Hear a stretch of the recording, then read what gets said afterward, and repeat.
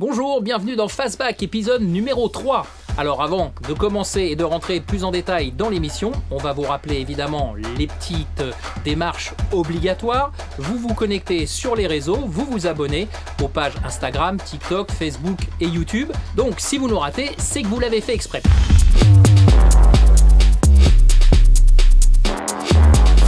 Alors avant de passer à l'essai de la Mercedes EQE 43 AMG, ce que je vous propose, c'est de rentrer dans le vif du sujet de l'émission avec les actualités.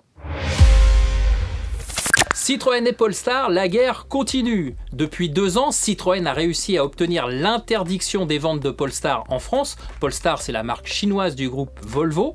Eh bien, Citroën continue puisqu'elle vient de lancer une procédure devant le tribunal de l'entreprise francophone de Bruxelles pour demander le bannissement de Polestar dans toute l'Europe. Rien que ça. Et pourquoi, me direz-vous? Eh bien, toujours pour la même raison, la trop proche similitude des logos Polestar avec les logos Citroën et les logos DS. Vous avez les logos à l'image, on vous laisse donc juge, mais pour nous, ça ressemble quand même un peu à de l'acharnement. Devra-t-on bientôt rouler à 120 km/h sur les autoroutes? On vous en avait parlé dans Trashback avec la déclaration d'Elisabeth Borne, à peine nommée Premier ministre, qui était très favorable à l'idée de baisser la limitation à 110 km/h. Et bien là, on revient sur le tapis de cette limitation, et cette fois ça serait plutôt 120 km/h sous référence du nouveau plan d'économie énergétique proposé par le gouvernement. Donc il faudrait réduire de 10% la consommation énergétique en France par rapport à 2019, et pour ce faire, le gouvernement réfléchit à baisser donc la vitesse de 130 à 120 km/h. On rappellera en Europe que certains pays sont déjà à 120 km/h, comme la Belgique ou l'Espagne, donc pourquoi pas? En tout cas, c'est une façon de faire un peu mieux passer les choses. On a en mémoire évidemment la polémique qui avait été soulevée avec la vitesse réduite à 80 km/h sur les nationales. Lidl propose en location ou à l'achat une voiture électrique. Et non, vous ne rêvez pas. Et les autres se disent « on est mal patron, on est mal ». Un peu à l'image de ce que fait Citroën avec son ami disponible à la vente chez Darty, eh bien Lidl propose une voiture à la location ou à l'achat dans ses magasins. Cette voiture, baptisée Finn, est due à une société allemande qui a délocalisé la production de ce véhicule en Chine, bien évidemment pour réduire les problèmes de coûts de production. Elle mesure 2,87 m, donc c'est une stricte 2 places, mais elle développe 43 kW avec sa batterie, ce qui lui permet une vitesse de 115 km/h.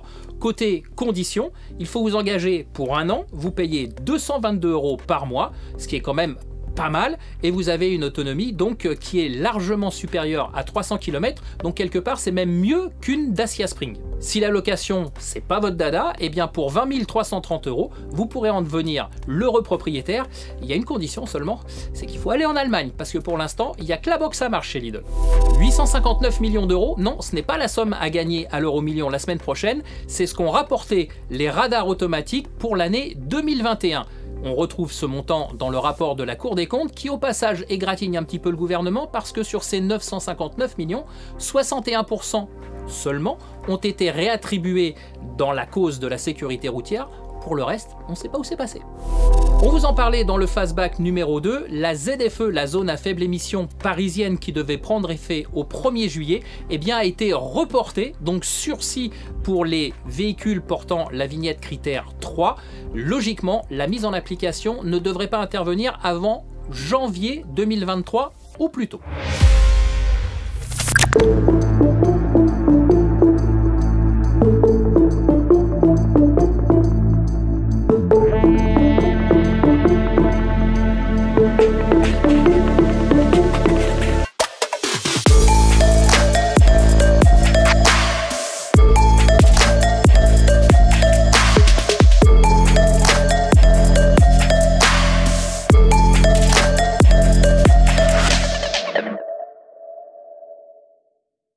Mercedes continue de déployer son offre électrique. Après les EQC, les EQA, les EQB, les EQV et les EQS, je suis toujours, désormais place au EQE, un modèle basé sur la plateforme 100% électrique EVA2. Cette EQE, elle est proposée en 2 versions, une version standard, EQE 350+, développant 292 chevaux, mais moi, aujourd'hui, je vous propose de découvrir dans Fastback la dernière déclinaison de l'EQE, la 43 AMG.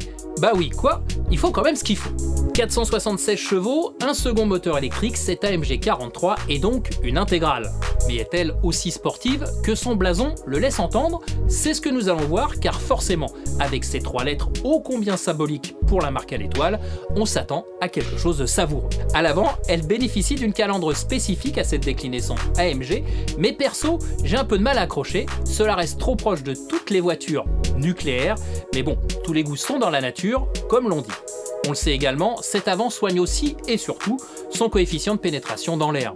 Les poignées affleurantes sont très classe et pratiques, avec leur bandeau lumineux intégré, mais pour tout vous dire, c'est le 3/4 arrière que je préfère sur cette EQE 43 AMG. Le diffuseur, le béquet, les courbes de la lunette arrière rappellent le coupé classeux qui est à mon sens l'un des plus beaux coupés chez Mercedes. Les énormes jantes de 21 pouces sont ici optionnelles, elles marient de façon efficace l'esthétisme et l'aérodynamisme avec ce profil semi-plein. Je peux vous dire que ça colle bien par terre et que, aussi surprenant que cela puisse paraître, même avec des flancs de 30, le confort est préservé. À l'intérieur, pas de surprise, l'univers Mercedes est ici sublimé. Matériaux, assemblage, choix des garnitures, technologie embarquée, tout respire le luxe et le high-tech. Seul vrai reproche, cet immense plaquage sur le tableau de bord côté passager, assez lourd visuellement, et quelques plastiques un peu cheap sur la partie inférieure de la planche de bord ou des contreportes. Pour le reste, rien à redire, les 2 écrans offrent une visibilité parfaite et la console centrale tactile est au final assez simple d'utilisation une fois la prise en main intégrée. Le volant est un vrai centre de contrôle. Sur la partie droite, vous agissez sur tout l'infotainment et le multimédia, et sur la gauche, sur les fonctionnalités de conduite. Les 2 boutons façon AMG GT sont là pour assurer la sélection des modes de conduite et le contrôle de l'ESP entre autres. Le confort est bien sûr excellent et les places arrière bénéficient d'un bel espace aux jambes et surtout de l'absence du tunnel central, un vrai plus pour le passager qui sera situé au milieu de la banquette. Bon, c'est pas tout ça, mais il est temps d'aller voir ce que cette EQE 43 AMG, c'est pas facile à dire, nous propose sur la route. Avec 476 chevaux sous le capot, logiquement, il y a de quoi faire. D'ailleurs, l'EQE AMG 43 annonce le 0 à 100 en 4,2 secondes, c'est vite, mais pas non plus hyper rapide, et cela donne la tendance générale de cette EQE AMG. On est plus dans le tourisme rapide que dans le sport tourisme. D'ailleurs, Mercedes précise bien que les moteurs électriques ont été peaufinés par le département AMG, alors que sur l'EQE 53 AMG qui arrivera très prochainement, elle bénéficiera de moteurs développés par AMG. Tout est dans la nuance, n'est-ce pas? Reste qu'au volant de cette EQE, conducteurs et passagers sont choyés comme il se doit. Le silence aérodynamique est au top, le confort des sièges excellent et la suspension pneumatique se charge des dernières imperfections de la route. Bref, on se verrait bien traverser la France d'une seule traite. En revanche, si l'on accélère le rythme, l'EQE perd peu à peu de sa superbe. Avec près de 5 mètres de long et près de 2,5 tonnes sur la balance, elle n'aime pas vraiment être brusquée. Même si l'agilité est correcte et bien secondée par les roues directrices à l'arrière, il vaut mieux enrouler plutôt que d'essayer de la brusquer. À ce titre, la BMW i4 M50 que nous avions essayé dans notre premier numéro de Fastback était beaucoup plus joueuse dans cet exercice sans être pour autant une référence absolue, c'est dire. De plus, je n'ai pas du tout aimé le feeling à la pédale de frein en mode récupération maximale. Si les décélérations sont franches, au lever de pied, la pédale, elle, devient dure et le feeling est totalement absent. Avec sa batterie de 90,6 kW utile, Mercedes revendique une autonomie dépassant les 470 km sur route et les 530 km en ville. Dans la réalité, il n'en est rien et au terme de notre essai, nous avons mesuré une consommation moyenne de 27 kW au 100 km, ce qui a pour conséquence de réduire sensiblement l'autonomie. Heureusement, grâce aux bornes de recharge de 170 kW principalement sur le réseau autoroutier, on retrouve plus de 80% de charge utile en 30 minutes environ. Allez, il est temps évidemment de parler tarifs. Eh bien là, attention, ça fait mal. Proposé à 118 000 € en prix de base, soit 30 000 € de plus que la version EQE 350+, cette EQE 43 AMG n'est pas vraiment donnée, mais dans ce segment, elle n'a pour l'heure pas de réelle concurrence, ce qui peut peut-être un petit peu la sauver. Pour l'heure, ce qui est certain, c'est que cette définition AMG ne fait pas de la 43 une sportive, loin s'en faut. Pour les sensations, il faudra certainement attendre l'arrivée de la 53 AMG. En revanche, si vous cherchez un fabuleux vaisseau à voyager, offrant un certain caractère, cette 43 AMG est faite pour vous. Reste quand même une question, ne serait-il pas plus judicieux d'attendre la 53, enfin ça, je dis ça, hein, je pose ça là, maintenant c'est vous qui voyez. Allez, on passe maintenant à notre rubrique suivante, le drive-in. Vous connaissez le principe, on parle d'automobile au cinéma. Et aujourd'hui, Adrian Martini va nous parler de science-fiction. Bah oui, parce que dans un film français, qui plus est, on a vu une Peugeot battre des Mercedes. Ça vous dit quelque chose? Regardez. Bon alors les petits abonnés, on sait se pousser la moustache. Bon, normalement avec cette réplique culte, vous avez compris qu'on va pas du tout parler de vaisseaux spatiaux, mais on va parler de Taxi 1 de Gérard Pires avec Sami Nasseri, Frédéric Diffenthal et la future grande Marion Cotillard. Un film produit par Luc Besson qui se passe dans le Marseille d'avant les années 2000 au son du groupe IAM. Je suis à ça, mais alors vraiment à ça de ma Madeleine de Proust. Enfin bref, revenons aux voitures et à l'histoire. Alors qu'un gang de braqueurs sévit dans Marseille et dévalise toutes les banques à bord de Mercedes 500E, la seule solution pour les arrêter, c'est un jeune policier qui la trouve, c'est de s'associer à un chauffeur de taxi rêvant de devenir pilote de course à bord de sa Peugeot 406 survitaminée. Résultat, carton au box-office français, des gags, des scènes et des répliques cultes et des courses-poursuites absolument spectaculaires.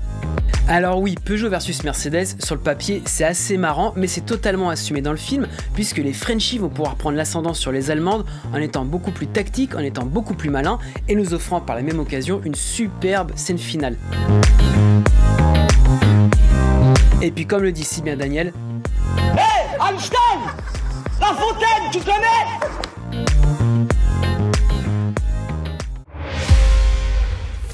Allez, on passe maintenant à notre rubrique suivante, le photomaton. On va retrouver notre ami Dingo qui va nous parler, oh, surprise, comment ça se fait, d'une Mercedes. Mais pas n'importe quel cliché Mercedes. Suivez bien ces explications, il y a beaucoup de subtilité dans le cliché que vous allez découvrir. Bonjour Dingo, bienvenue dans ce nouveau numéro de Photomaton. Aujourd'hui, on va parler de cette photo un peu particulière de Mercedes SL, une charmante jeune fille au milieu et avec une subtilité dans l'image. Explique-nous. Alors, j'avais eu cette idée parce que je voulais faire le rapprochement entre le logo Mercedes et que l'on retrouvait dans les fesses d'une femme. Alors, j'ai fait cette photo et à chaque fois, je pose la question, ce qui interpelle. Alors, tout le monde veut mater les fesses de la fille, mais personne ne fait le rapprochement entre la forme des fesses et le logo Mercedes. Et vous faites le test. 90% des gens ils n'ont pas vu le rapprochement. Et pourtant, c'était ce que je voulais faire parce que moi, j'adorais la 300 SL et j'adore toujours parce que voiture mythique. Et donc, c'était ma façon de mettre mon empreinte de cette voiture avec cette femme. Et j'ai toujours été surpris parce que j'ai fait une grosse expo pour fêter mes 40 ans de photo il y a 4 ans. Et elle était en immense sur une façade et je posais la question à tous les visiteurs et personne ne savait répondre à la particularité de cette photo. C'était une commande particulière ou c'était juste toi pour célébrer cette 300 SL? Alors, j'ai beaucoup produit d'images parce que quand elles me viennent en tête, ça me chauffe la tête quand je ne peux pas les produire directement, les faire derrière, surtout à l'époque. Alors, j'avais cette idée et on en a profité pour faire un calendrier qui était là encore, un calendrier très connu de l'époque, pour Feu Vert. Et donc, ça a été une image qui a marqué tout le monde, a aimé cette image. On peut rarement faire l'unanimité dans une image, mais celle-là, tout le monde l'apprécie. Il y a autre chose qui est impressionnant sur cette photo, c'est le fond. C'est un fond réel ou c'est un fond retravaillé? Alors, il a été un peu densifié, mais c'est une photo qui a été faite aux très longues focales, puisque je suis au 600 mm. Moi, je suis à peu près à 300 mètres des voitures. On travaille par talkie, on cache les talkies dedans. On dit à la fille plus à droite, plus à gauche. Et dans ces cas-là, les arrière-plans reviennent avec les longues focales. Donc, il s'est trouvé que c'était un jour de lendemain où la veille, je me souviens plus d'orage et le ciel était très dense comme ça. Mais il faut savoir qu'en photo, dès qu'on travaille sur des longues focales, ça fait revenir toujours les arrière-plans. Sans mauvais jeu de mots. Sans mauvais jeu de mots. Merci Dingo. Merci à toi. Voilà, on arrive au terme de l'émission de ce Fastback numéro 3. On espère que vous avez pris autant de plaisir à le regarder que nous à le confectionner. On se donne rendez-vous très prochainement pour un nouveau numéro. D'ici là, passez de bonnes vacances pour ceux qui y sont. Sinon, eh bien nous, on continue de travailler et on se retrouve d'ici une quinzaine de jours.